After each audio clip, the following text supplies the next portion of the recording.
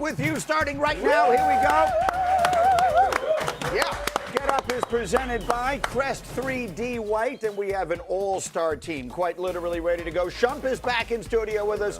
Mr. Wilbon Winman is here. Monica is up and ready to roll this morning. We begin out west with a game that the defending champs desperately needed to win if they were going to keep the defense of their championship alive. Game 2 after San Antonio took the opener in a thriller. Second quarter, here we go, everybody. Monica, how about a poster for Stefan Castle? Thank you, Shump. My sentiments exactly. That's how I felt on that one. You gotta get up out of that rim. Wait, that Gotta get up out of that rim, Isaiah. Get out of there.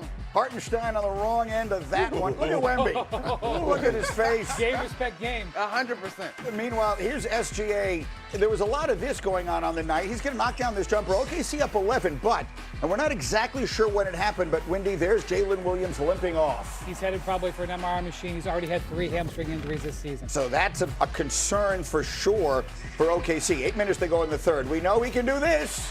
Same spot, maybe a foot closer. Yeah. Stepping into a 3. He had 3 threes on the night, and then Shump, come on. Hey. Watch this. Hey, I mean, get up out of that rim. What are we doing here?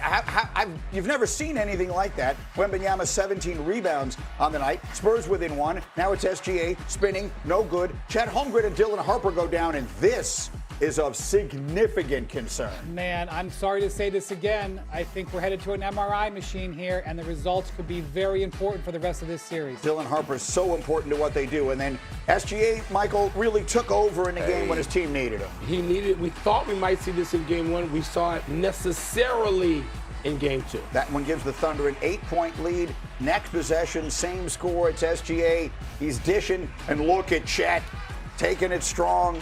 He had 13, OKC by 10. It was an 8-point game going to the fourth quarter. San Antonio hung around Shump the entire night. Harrison Barnes going to knock this one down, and it's a 2-point game, so the Spurs were right there to steal another. Professional basketball. Stay within striking distance. If you can, at the end, you will. But the Thunder, you know where they got it from, Monica? They got it from their bench. That's Cason Wallace. Here comes Jared McCain. They got 57 from their reserves. Yeah, and then when you go through this game, 9 assists from Shai Gilgeous-Alexander. A lot of that, as you mentioned, to the bench, guys. 2 minutes to go. It's a 7-point game. Watch Wemby. The spin, and he gets it to go. Wemby had 21. It's a 5-point game. 1 minute to play. OKC's up 5. They need a dagger, and they go to the MVP. 30 points for SGA. Everybody and he says, relax. everybody just right, chill out. Yeah, this was RELAX, as man once said. Yeah. Thunder even the series, 122-113. Here's the MVP after the game. I was still okay. The guys brought it tonight, knowing what it would have meant if we lost this one. We brought the energy from the jump. Guys were ready to play. Didn't get discouraged by the runs they made. Obviously, they're a good team. They're going to make runs. We just kept fighting, stuck with it, and we were able to pull out a W. All right, we have a lot to say, and the Windman, you sort of set the table for us in our meeting this morning with the 3 big notes from Game 2. Number 1, major move. Mark Daigneault, the Thunder coach, goes to Isaiah Hartenstein as a primary defender. Shump and I were going back and forth about this for 2 days. I said the wings were hanging in there. Shump said put the big man on it. Shump's champ for a reason.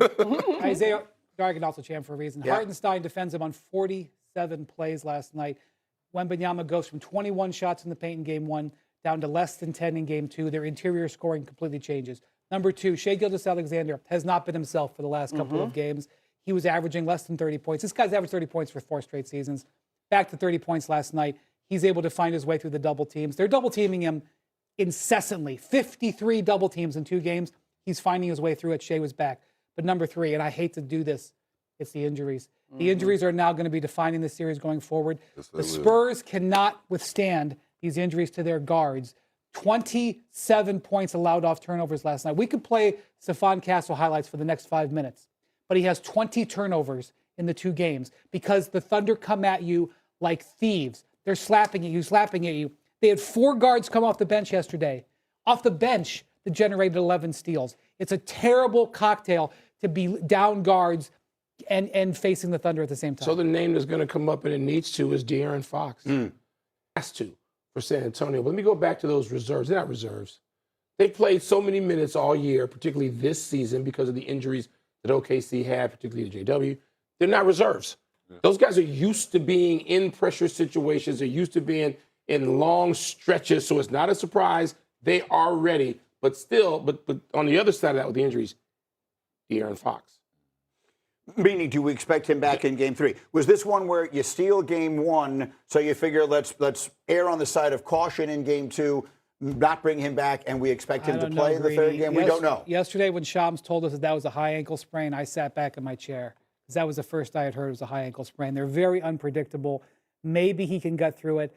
They just don't have the guard reserves. And by the way, they have 3 of the best guards in the Western Conference, but you lose 2 of them. You don't have the guard reserves. The Thunder miraculously have these incredible guard reserves. I'm going to tell you, last night within the NBA, the text messages going on between the executives were, can you believe this team has freaking Jared McCain? Yeah. Because they're able to activate Jared McCain because they lost A.J. Mitchell and Jalen Williams last night. They have reserves on top of reserves. So injuries becoming a part of the story. Let's put up A17 because obviously the story in this series, and the story anytime we talk about San Antonio, at the end of the day, is the huge Frenchman. The Thunder are a plus 19 in 21 minutes when Wemby is off the court shooting 61% from the floor. Let me say that again. The Thunder are a plus 19 in the 21 minutes when Wemby is off the floor. They shoot 61%.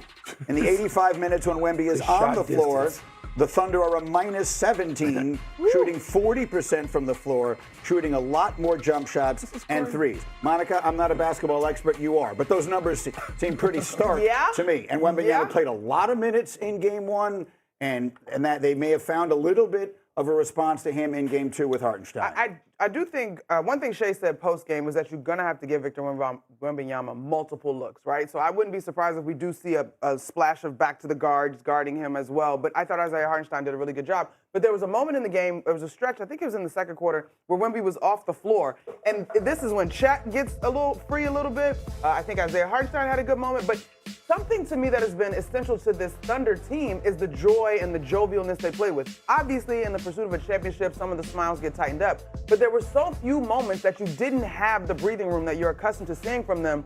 And when Victor was off the floor, they were able to get back to that. How about it, Chump? You got the MVP on one side. You got the young man who seems destined to be the best player in the world, if he isn't already, on the other, and last night went to SGA. I think SGA and Hartenstein had to sit down.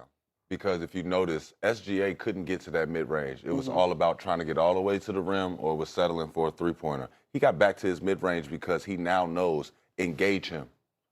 Hartenstein, people didn't know what he was doing half the time. He was waiting on them to get downhill. The moment they looked like they were about to get downhill, he got them bottled up. He made him do the little arm game. You got to play arm bar with me. You got to figure it out. And SGA every time attacked. Sometimes it almost looked like it was a blatant foul that was going to be called. But as bigs, you're like, I got 6 of them. I'm not taking any of them home. I'm going to leave everything out on the floor. And that's what we wanted to see in Game 1. We wanted to see Wemby engaged. Wemby was roaming free. If he doesn't have to actually guard anybody, he can guard everybody. So all Hartenstein did, got into his legs, made him play the game, made him have to fight for position. While fighting for position, guys were able to get in driving lanes. Wembanyama is very young, Michael, but, you know, they've brought him along somewhat carefully. He has only played 40 minutes 3 times in his career, including the postseason. He played 49 in Game 1 here. Is that something you're keeping an eye on as this series goes forward? Not in this series necessarily with a lack of crazy travel, a lack of back-to-backs.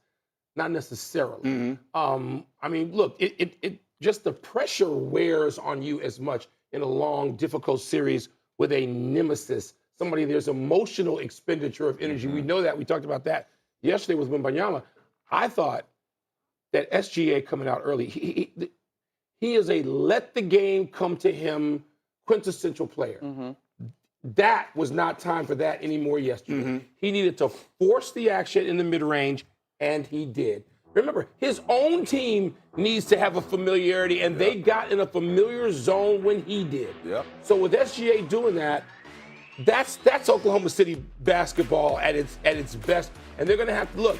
We know San Antonio, if healthy enough, Brian, is going to try to figure out a way to get him out of those spots, off those spots, and it's going to be SGA's job to doggedly figure out how to get there. Look, Game 1 went to double overtime. Game 2 was a 1-possession game late into the fourth quarter. So it's been pretty nip and tuck at this point. The injuries, as you said, may go a long way towards defining where it heads from here. But at this moment, the Spurs stole home court. The Thunder looked like they figured some things out last night. who would you say is in control of this series I'm going have to game wait three? For the injury report, and what I'm afraid of if you're the Spurs is I think you can win the series, but you may need more generational games from Wembanyama. The entire Thunder organization is set up to take the ball from you, and now they've got their two most important steady ball handlers who may not be able to play or be limited. It is not a good formula for where they're at. I don't think anybody's in control yet, though, Greeny. I think that is very wise and sage when you think about what teams are dealing with. But in general, this is just going to be an epic series. Like you mentioned how the first two games have gone. I think there are more adjustments to come. I don't know who's in control of this one. I don't have a control. You saw the adjustment. You talked about it. I was watching you guys go back and forth about this the other day. What's the next move here? What's the next move that you I get can made? see the adjustment for that game. I also agree with y'all that I think they're going to go back to scrambling it up, letting them see some of the guards. I think that OKC wins the injury report in this situation just because they are not as reliant. That's the thing about OKC. They are so deep a team. They are not as reliant on somebody getting in a rhythm and having the ball. The Spurs are. And the Spurs also lose the fact that the people that were willing passers as well, the guys that were really good at looking for Wemby, those guys are out. The guys that could make no business plays. Dylan Harper, no business plays, no business drives that we're like, what is he doing? And then it's like, oh, that actually was beautiful. Great. No, he's actually really in control. I'll underline it one more time. Oklahoma City caused 21 turnovers. They scored 27 points off those. If Harper is hurt and De'Aaron Fox can't come back, that is an enormous advantage to OKC. Yes, just look at Caruso, McCain, Mitchell, and Wallace. Just look at the contributions there. Look at the minutes played there. 25, 25, 28, 24. And you still, if you need to go to Isaiah Joe and Aaron Wiggins, you can, and he will. So Michael, you've got a they depth had there. Four that can guards cover. come off the bench and score in double figures. It's never happened in the history of the playoffs. Yeah. 4 guards in double figures off the bench. Those 4 guys combined for 51 points last night. So OKC scores one at home, one they desperately needed. They're all even at 1. We'll go to the East coming up next, where the Cavaliers will need a road win to do the same. Yesterday we had a Harden pardon. Did you hear what the Cavs coach had to say about the Beard's performance? You will, and we'll have plenty to say in response. And here's what else is pulling into the station this morning, like Wilbon on the Acela. The Golden Knights with a Golden Knight. Rodgers, it says, is his last dance. And Joe Burrow makes a bold prediction. Oh, Michael can't wait to roll. Good. We're rolling along. It's Get Up on ESPN. Oh, Aaron Rodgers, last dance. My bad.